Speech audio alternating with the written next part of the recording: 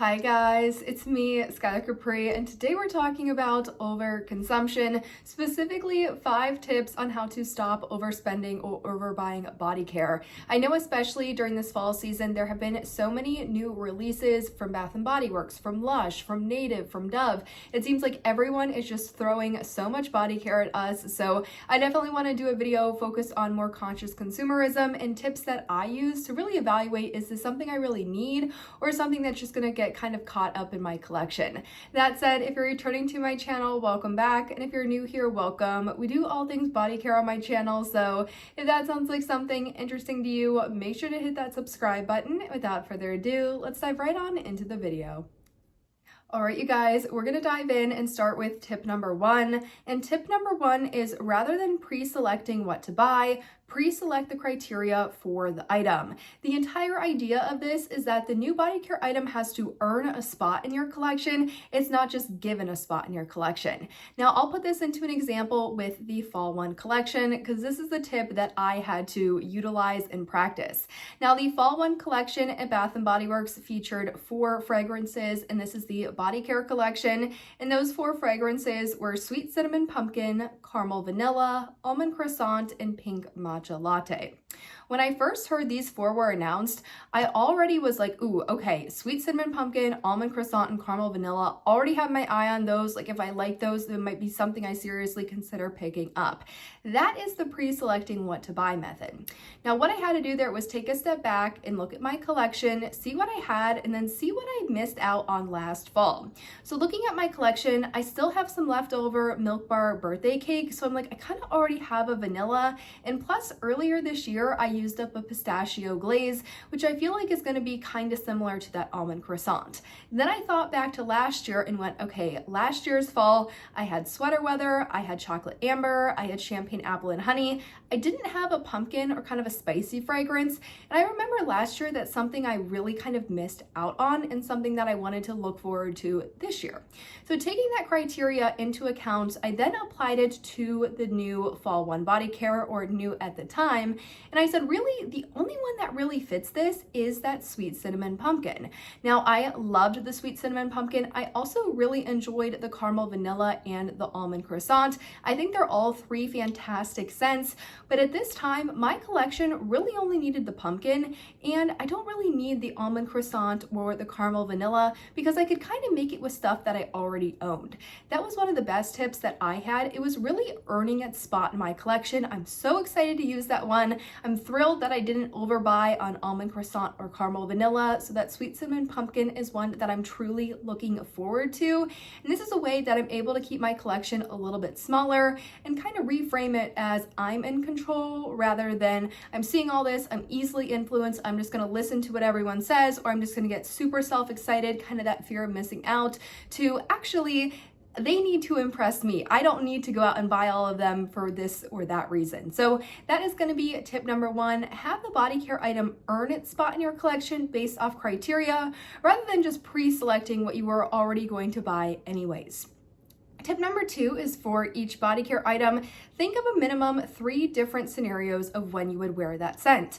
Now, I've definitely fallen into the trap where I find a fragrance, I kind of like it. Maybe I like it because it's a collaboration. Maybe I like it because it's the only travel size, maybe fine fragrance mist that I really enjoy at the time. And I'm like, okay, you know, it's not my favorite, but I do like it, and like, I'll pick this up.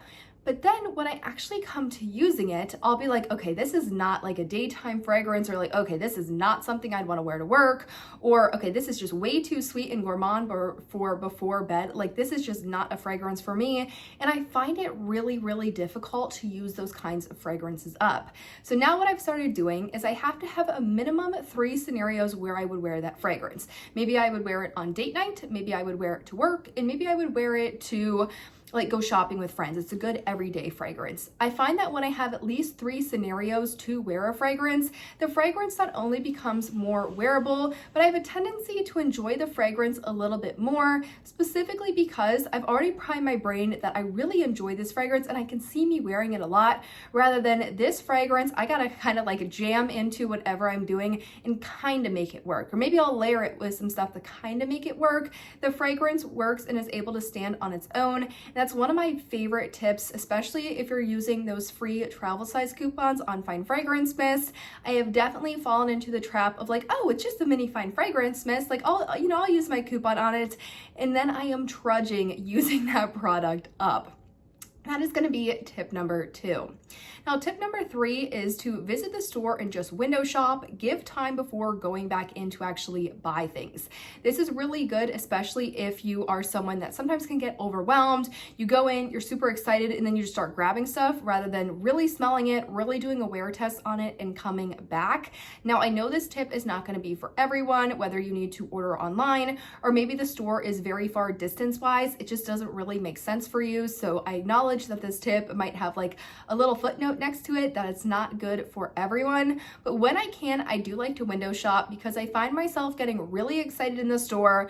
I'll test everything out like on my skin, and then when I go home, I'm able to test like the wearability, or I kind of like that in store. Now out of the store, it just really doesn't do it for me. Or on the other hand, I'll have a scent that I smelled in store, kind of went home, thought about it, and went, I am still thinking about that fragrance. That one was so good. And that's how I know that that's the right one to be picking up, because I really miss not having it in my collection. And I didn't just get caught up in, this is the first time I'm seeing it store. It's so exciting. I'm just going to buy it all now. That's also a great tip to wait for the sales. If you're in the practice of kind of, okay, I've smelled everything, I'm going to take it back, digest it, and figure out what I really like. Usually by the time that happens, there's going to be a sale coming up, and then you can save a little bit of money by buying the body care on sale rather than on full price. Tip number 4 is one that I talk about always before the semi-annual sales, but I think it's good to do this pretty consistently, especially if you have a larger collection, and that is to inventory your collection. It's important to know what you have gaps of in your collection as well as what you have excess of. And so what do I mean by that? Maybe you inventory your collection and you realize you have like 3 floral shower gels, but no floral lotions and no floral fine fragrance mist to pair with them. Next time you go into the store, you might be a little bit more interested in the floral section to really make up those fragrance combos. On the other hand, maybe you have 5 vanilla body washes, 5 vanilla body lotions, and 5 vanilla fine fragrance mists.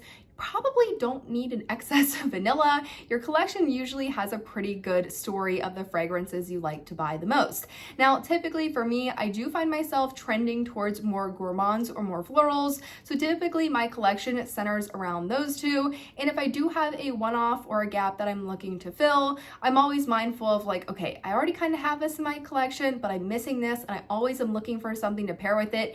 Maybe that's the type of item that I use my free coupon on. So one of my favorite tips there, always inventory your collection, especially before sales as well, because I know sales, it can be really exciting. You're getting such a great deal and you just kind of buy everything rather than taking a pause and being like, you know what, I actually already have this.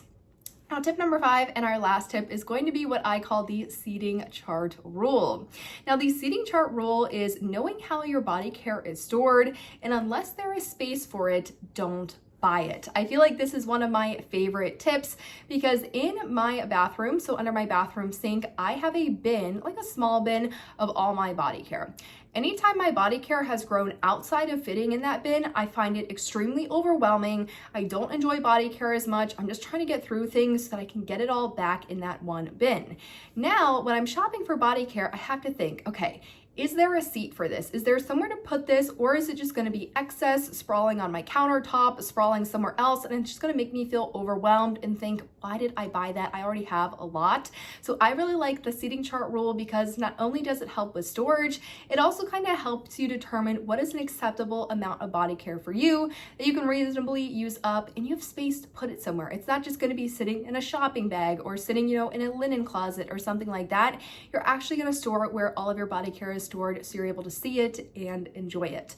But you guys, that really wraps up these 5 tips to stop overconsumption, stop overbuying body care, and really be a little bit more thoughtful and conscious about what you're picking up. I hope you guys found this helpful, and I just want to be very clear. I know I do a lot of videos on news and spoilers and timelines and what's coming, and that can be very, very exciting, but I want you to know that I'm never like pushing you to just go out and buy. I always try to bring it back to really only buy it if you need it, and hey, there might be some things in your collection that are pretty similar to this. Let's talk about this as well. So I never want you guys to feel like I'm like pushing you to spend or buy. That's absolutely not what I'm trying to do. I just like keeping you guys informed as to what's coming so you're able to budget and look at your collections accordingly.